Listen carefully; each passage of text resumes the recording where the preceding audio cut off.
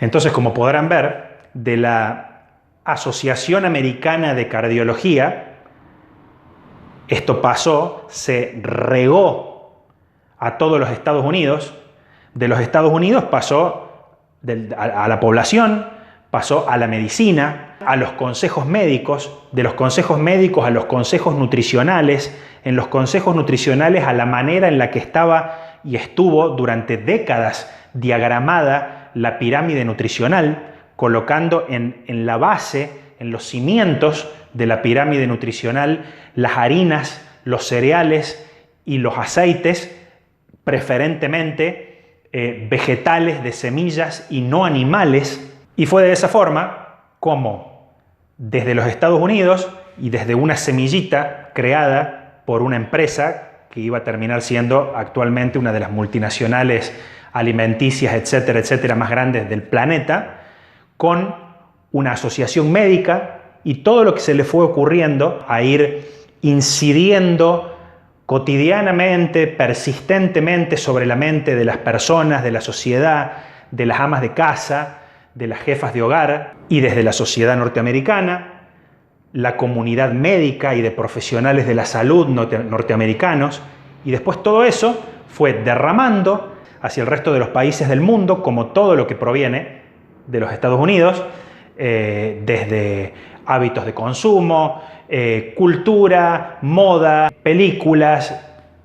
Eso no se circunscribe solamente a ese tipo de cosas. O sea, las cosas que aparentemente serían más serias, más científicas, más meditadas y más probadas, cundieron y se esparcieron de la misma manera. Ahora, por ejemplo, otras grasas, de las consideradas, estas que les hacía referencia en un comienzo, utilizadas en Oriente, como son la grasa, el aceite de palma y el aceite de coco, que son grasas que naturalmente se encuentran en estado sólido. Hasta la década del 80 eran utilizados en los Estados Unidos por la industria alimenticia, porque era una materia grasa que evidentemente les convenía en materia de costos y que ahora se sabe perfectamente que además eran muchísimo más sanas que todos los aceites de semilla hidrogenados que se usan hasta el día de hoy. Pero en ese caso fue puntualmente por una presión que hizo quien era el presidente de la American Soybean Association, o sea, la Asociación Americana de Productores de Soja, que como les dije son los que elaboran el aceite de soja, que es el de uso más difundido en los Estados Unidos. También convencieron a la industria de que estos, como ellos les llamaban, aceites de origen tropical, porque eran producidos en países tropicales, tenían características similares a las grasas animales, o sea que tenían capacidad de producir problemas cardíacos en la población. Es entonces como a partir de mediados de los años 80, toda la industria alimenticia norteamericana, y cuando digo norteamericana estoy diciendo por ende mundial, o sea, Kraft, Nabisco, Procter & Gamble, o sea, las empresas del rubro alimenticio mundial, multinacionales, comenzaron a utilizar básicamente 100% aceites de semillas vegetal hidrogenado. Y luego nos vamos acercando a la parte más reciente de la historia, a los años 80 y 90, y a la aparición de las famosas grasas trans. Todos las recuerdan cuando comenzaron a estar en auge, las grasas trans, que ¿por qué se las consideraba malas o negativas? Porque en teoría aumentaban el colesterol LDL, cosa que ahora se sabe que ni el colesterol es malo en esencia, ni el colesterol LDL es malo en esencia, y en todo caso esas grasas trans tienen efectos negativos en el cuerpo sencillamente porque provienen de los aceites de semillas vegetales. Lo que hizo la industria norteamericana a propósito de esto fue, en proporción, comenzar a utilizar un poco menos de aceite de soja y más aceite de girasol, y con respecto a la soja puntualmente, la incorporación y la introducción de las semillas genéticamente modificadas, que en teoría en esa modificación producían luego a la hora de elaborar el aceite menor cantidad de estos compuestos que se presumía que aumentaban el colesterol LDL, aunque también uno podría sospechar,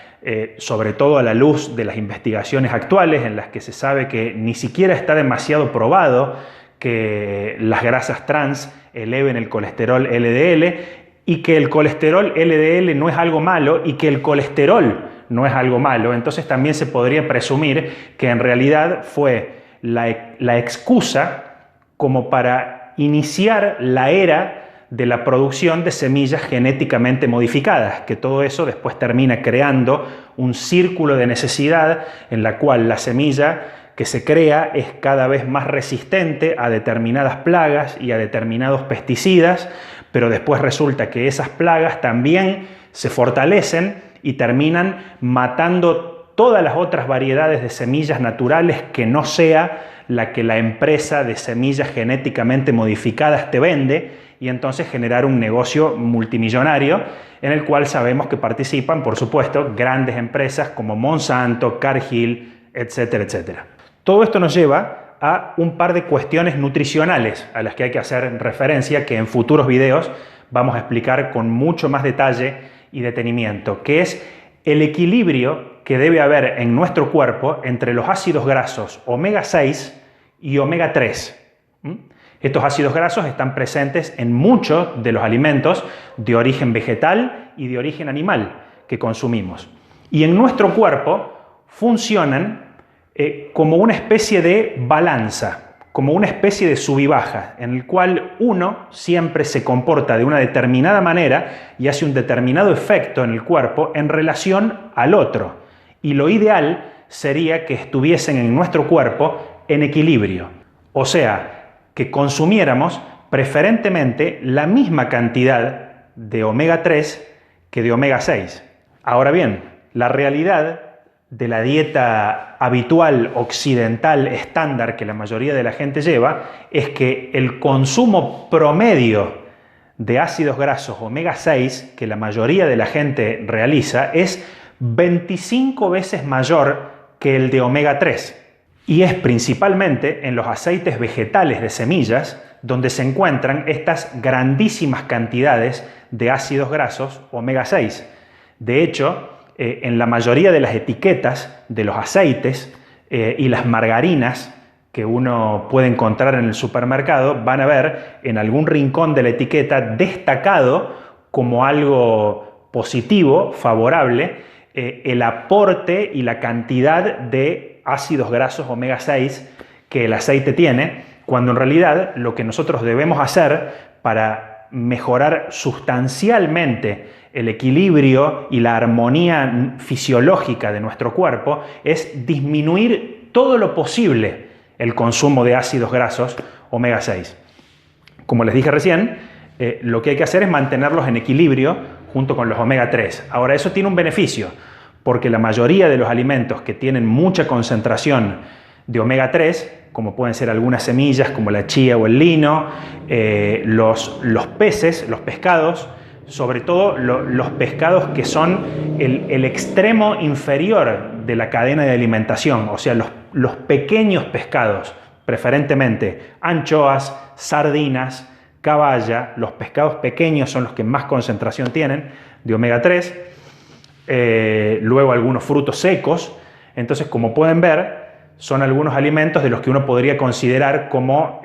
un poco más caros que lo que uno come habitualmente. Bien, ¿eso qué tiene como beneficio? Que al estar íntimamente ligados los omega 3 con los omega 6, una manera de aumentar la cantidad de consumo de omega 3 no solamente es efectivamente consumiendo más omega 3, sino también consumiendo menos omega 6. Por lo cual ahí está la clave de aumentar ese ratio y ese resultado en términos relativos del consumo de omega 3, disminuyendo todo lo posible el omega 6. el omega 6 y la alta concentración de omega 6 en nuestro cuerpo es el principal responsable de todos los procesos inflamatorios en nuestro cuerpo y de todas las enfermedades que estén asociadas a procesos inflamatorios. Y esto hace referencia a afecciones de todo tipo, desde enfermedades cardíacas, enfermedades cerebrovasculares, procesos inflamatorios en todo nuestro cuerpo, en todos nuestros tejidos, de cualquiera de nuestros órganos, afecciones musculares, afecciones articulares, de la piel, enfermedades autoinmunes, absolutamente todo está esencialmente relacionado a esto. Entonces yo supongo que a esta altura de la explicación ya más de uno se debe estar imaginando cómo fue que se inició y cómo fue que se acentuó hasta el grado de fragilidad absoluta en la cual está la salud de la mayoría de la gente hoy en día, a partir de aquel nefasto momento en el que las grasas naturales se empezaron a considerar como malas. What the fuck? ¿Cómo reducimos de forma efectiva y en la práctica la ingesta de ácidos grasos omega 6? Pues bien, el 70% de la cantidad de omega 6 que consumimos proviene de las cosas que estén hechas con aceites vegetales y margarinas, tanto elaboradas por nosotros como todo lo que podamos comprar, por supuesto, de la industria alimenticia, de productos industrializados y procesados. Entonces, eliminando por completo el consumo de aceites vegetales de semillas y porotos, eliminando el consumo de productos industrializados y de productos procesados e incorporando nuevamente las grasas naturales y la comida natural, grasas naturales, llámese grasa de cerdo para cocinar, manteca y aceite de oliva, y eliminando por completo el consumo de productos industrializados y procesados, tanto salados como dulces, estaríamos eliminando el 70 o 75% de esa ingesta de omega 6. Y ese, queridos amigos, sería el primer gran paso en pos de cambiar para siempre tu calidad de vida. Y para ir terminando, lo que quería hacerles era una pequeña reseña con respecto a los aceites vegetales de semillas recalentados y la producción de aldehídos que esto genera en los aceites recalentados y sobrecocidos de semillas, que es básicamente con lo que nos vamos a encontrar en cualquier tipo de restaurante, comedor, lugar de minutas, cadena de comidas rápidas, todas y cada una de ellas donde se utilizan estos aceites, estos aldehídos, que son sustancias sumamente tóxicas que se van generando dentro de los aceites recalentados, que en realidad vendrían a ser como polímeros que se van desarrollando dentro del aceite producto de los cambios y de las mutaciones que el calor constante y excesivo va generando en la estructura molecular de los aceites. Dos de los más importantes de ellos, de los nocivamente más importantes, son uno, el llamado 4-hidroxinenal y la acroleína. En el primero de ambos se sabe que contribuye a lo que se denomina la muerte celular rápida, que interfiere con la función del ADN, con la función celular y que contribuye al estrés oxidativo extremo. Y con respecto al estrés oxidativo, cosa que también vamos a desarrollar en otros de los videos, obviamente no hay nada que produzca más estrés oxidativo en nuestro cuerpo que el azúcar y que las cosas que se transforman en azúcar. Y producto de que en esta parte del mundo y que por la manera en la que come la mayoría de la gente, lo principal en lo que se basa la dieta de las personas es en los hidratos de carbono que terminan transformándose en azúcar y en glucosa y en el azúcar propiamente dicha, lo cual ya genera un escenario de estrés oxidativo sumamente intenso. Además se le agregan, en el caso de los efectos de los aldehídos por los aceites recalentados de semillas, que también contribuyen a ese estrés oxidativo extremo. Además, también se han descubierto que tiene implicancias en enfermedades neurológicas como el Alzheimer, y de hecho la presencia de 4-hidroxinenal es puntualmente un marcador tumoral en el cuerpo. O sea, como para que se entienda, cuando a una persona le realizan estudios oncológicos para ver si está desarrollando o experimentando alguna propensión a desarrollar procesos tumorales, una de las cosas que se le mide es si tiene presencia en el cuerpo de 4-hidroxinenal, que es justamente un ingrediente que tienen los aceites vegetales de semillas recalentados. Y en el caso de la acroleína, contribuye a los procesos inflamatorios, a infecciones agudas y a la generación de lesiones gastrointestinales que pueden derivar en todo tipo de afecciones, incluso en las afecciones tan sencillas, cotidianas y que son difíciles de percibir, como el hecho de no poder procesar correctamente los alimentos que ingerimos y no poder aprovecharlos y no poder hacer que nuestro cuerpo absorba los nutrientes de los alimentos que ingerimos. Imagínense ustedes, y creo que esto vale la pena comentarlo, que en los Estados Unidos, buscando esa nueva generación de aceites vegetales que no tuvieran grasas trans o que tuvieran un muy bajo nivel de grasas trans, fue que desarrollaron, en base a las semillas genéticamente modificadas y algunas modificaciones también en el proceso de elaboración de los aceites, crearon lo que se llaman los aceites vegetales alto oleico, libres de grasas trans, que son aceites que allí ya se usan hace muchos años, pero aquí en Argentina, por ejemplo, comenzaron a comercializarse hace cuestión de 3 o 4 años que aparecieron en el mercado estos aceites alto oleicos, que en teoría tienen una calidad muy superior y son ideales para freír, y el rendimiento que tienen para freír, desde luego, acá como todo, primero lo muestran como un producto de ultra calidad,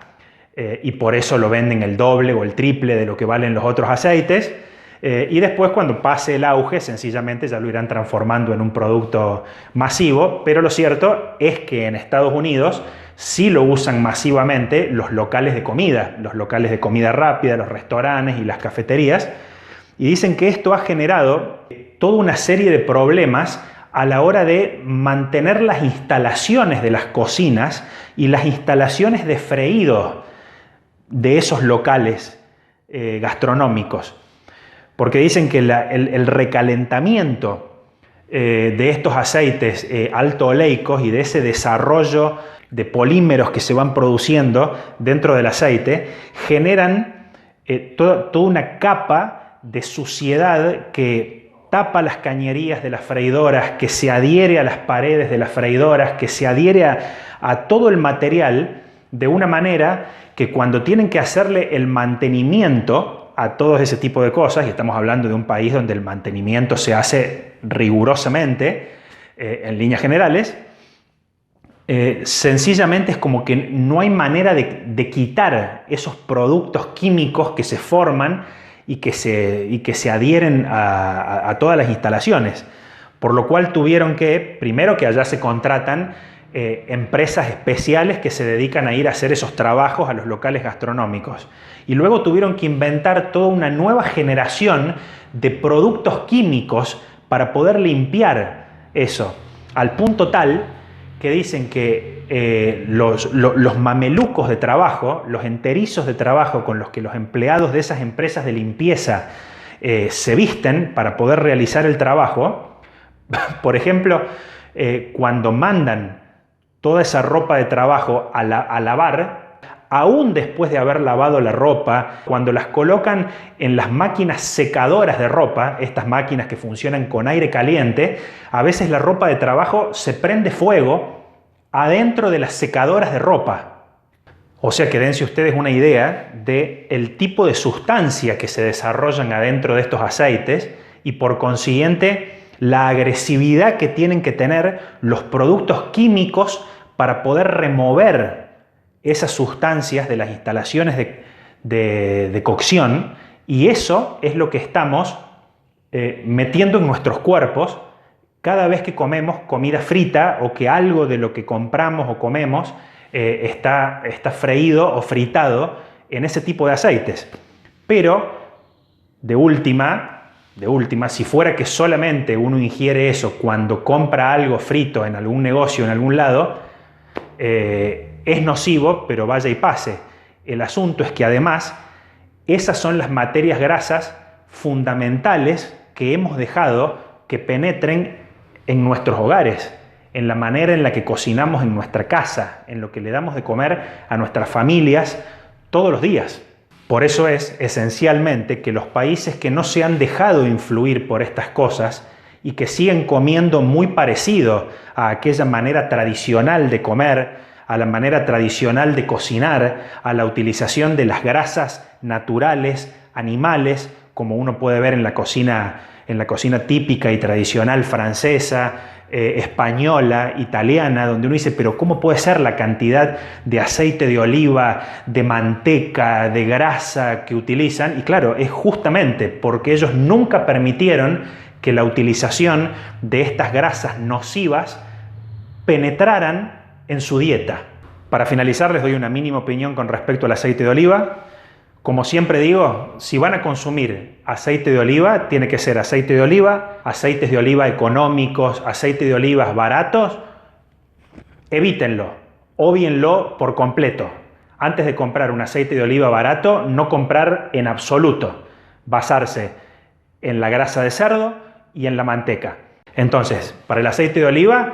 únicamente si es de primera calidad, si es realmente de prensada en frío y puro, porque cuando a la aceituna la siguen tratando para poder sacarle más aceite de lo que se obtuvo con la prensada en frío, se recurre a los mismos métodos que para los otros aceites. Se recurre a las altas temperaturas, a los solventes, y eso ya nos da un aceite de oliva de pésima calidad, y ni hablar de los que son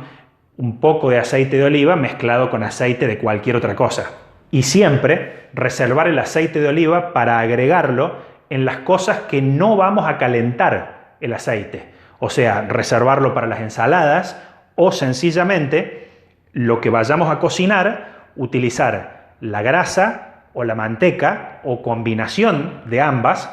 en la sartén o en la olla, y una vez que nos hayamos servido eso en el plato, si queremos podemos agregarle aceite de oliva en el plato.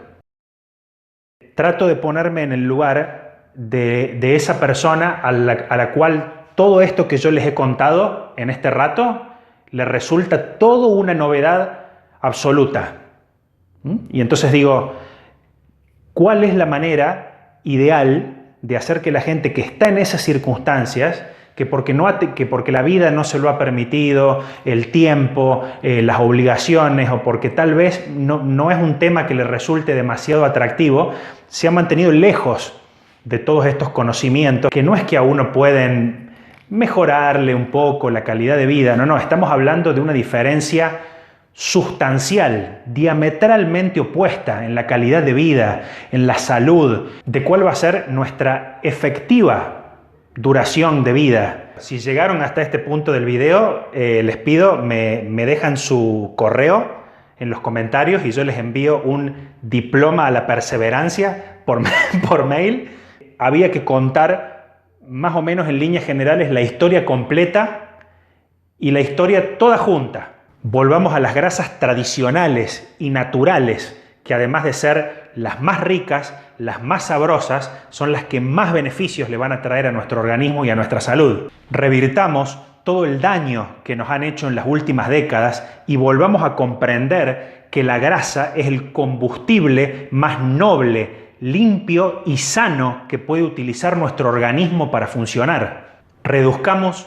todo lo posible el consumo de azúcar. No hay nada más dañino para nuestro cuerpo que el azúcar. Créanme cuando les digo que hay una manera muy sencilla de bajarse de esa calecita de la mala calidad de vida que está formada por una mala alimentación, por una alimentación netamente deficiente y dañina, y de ahí a la industria médica, Y con la industria médica me refiero a la parte de la medicina que solamente busca ganar dinero. Y de la industria médica a la industria farmacéutica. Y ahí quedamos atrapados adentro de una calecita de la que aparentemente nunca podemos salir. Bueno, sí podemos salir. Sí hay manera de bajarse de ese círculo vicioso y eso es a través de la alimentación. La alimentación es esa ficha en el tablero que cambiándola de lugar hace que todo lo demás se acomode solo.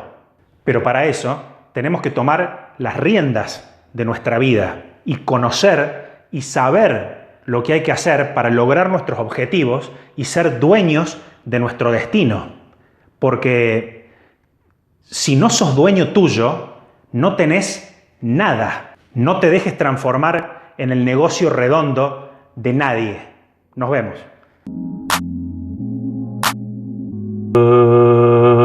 Me suscribo, doy like, comparto, lo aplico en mi vida. Paso a un nuevo plano de existencia.